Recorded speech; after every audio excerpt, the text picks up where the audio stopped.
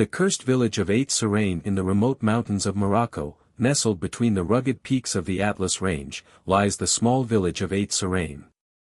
Known for its eerie silence and the unsettling stories whispered among the elders, the village had long been abandoned, save for a handful of stubborn souls who refused to leave.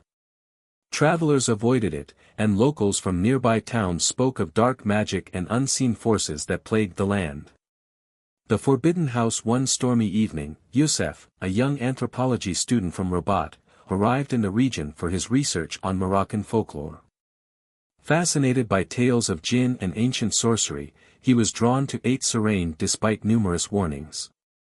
An old man at a roadside cafe in a neighboring village muttered, "That house is cursed by those who turned away from God. Enter it, and you may not return unchanged." Ignoring the warnings, Youssef trekked to the forsaken village, his flashlight cutting through the encroaching darkness. At its heart stood a crumbling, decrepit house. The house of Al-Khatib, once home to a man accused of practicing black magic and calling upon the jinn for evil deeds. The villagers had driven him away decades ago, yet many claimed his influence still lingered, drawing in those who sought forbidden knowledge. The whispering shadows. As Youssef stepped inside, a suffocating chill filled the air. The walls were covered in ancient symbols, and remnants of ritualistic artifacts lay scattered across the floor.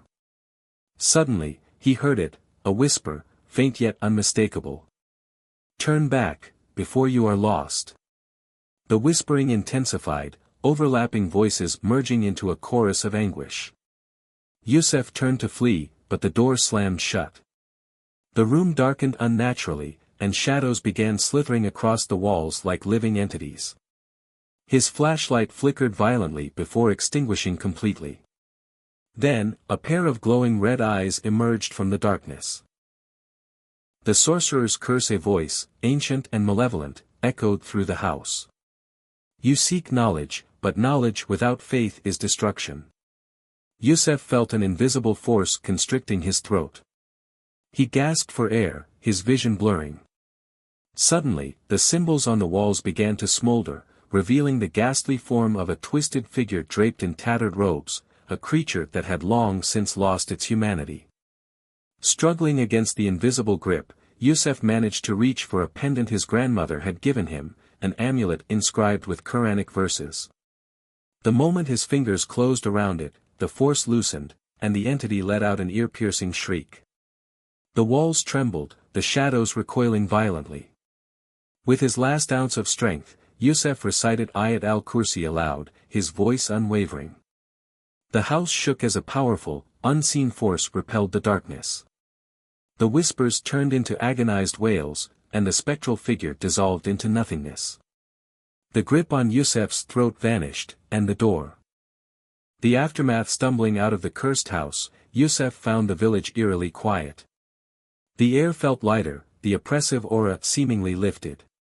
He fled without looking back, reaching the next village at dawn, shaken but alive. An elder, upon hearing his story, nodded solemnly. "The evil that lingered has been banished, by the will of Allah. But remember, true knowledge is only that which brings one closer to Him." To this day, Serhane remains abandoned. But travelers say that on stormy nights, faint whispers can still be heard carried by the wind, remnants of lost souls who strayed too far from the path of righteousness.